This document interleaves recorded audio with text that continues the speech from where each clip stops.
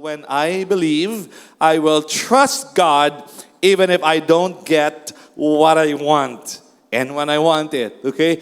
So ito po, many of us are so self-oriented, so selfish, so immature. When we don't get what we want, when we want it, nagrereklamo tayo. Tapos tampo na tayo kay Lord. Mawawala na tayo sa church, sa life group. Di na tayo mag-pray, mag-devotion. But true faith believes God even then when we don't get what we want. You see, si Lord po knows us more than we know ourselves. But the Lord also wants to bless us more than we want to bless ourselves. You may not believe that, but simple logic will tell you, kung mabait ka, mas mabait si Lord sa'yo. Therefore, mas malaki ang desire niya for your good than your desire for your good. It's that simple, okay? But anyway, many of us are not really ready to succeed big time. And I say that from my own experience and observation. Konting pera pa lang, ayabang na natin. Konting victory pa lang, parang sino na tayo, etc. So character is being formed. In the meantime, we don't get everything we want.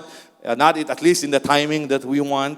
Hebrews 11:39 says, and all these, though commended through their faith, did not receive what was promised, since God had provided something better. So sa Bible, maraming mga tao na hindi nila nakuha lahat ng gusto nila, and yet they continued in God.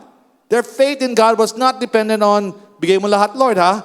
Pag may hinay ako, hindi mo ginawa, Lord, break na tayo, Lord, ha? Ayoko na sa'yo, etc. But sa kanila, no, they followed God. They were faithful to God regardless of whether they got what they wanted or not.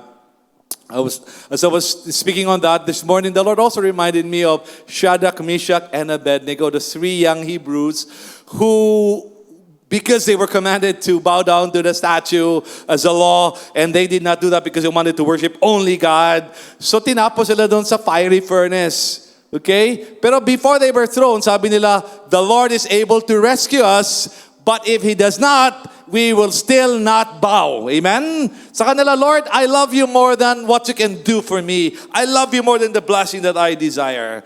And so, sabi nga ni Oswald Chambers, faith for my deliverance is not faith in God. At least not the mature faith. Faith means whether I am visibly delivered or not, I will stick to my belief that God is love. There are some things only learned in a fiery furnace. And some of us, in the wisdom and in the love and in the sovereignty of God, have to go through some of those fiery furnace. Huwag kang magreklamo agad, tampo agad kay Lord, layo na agad.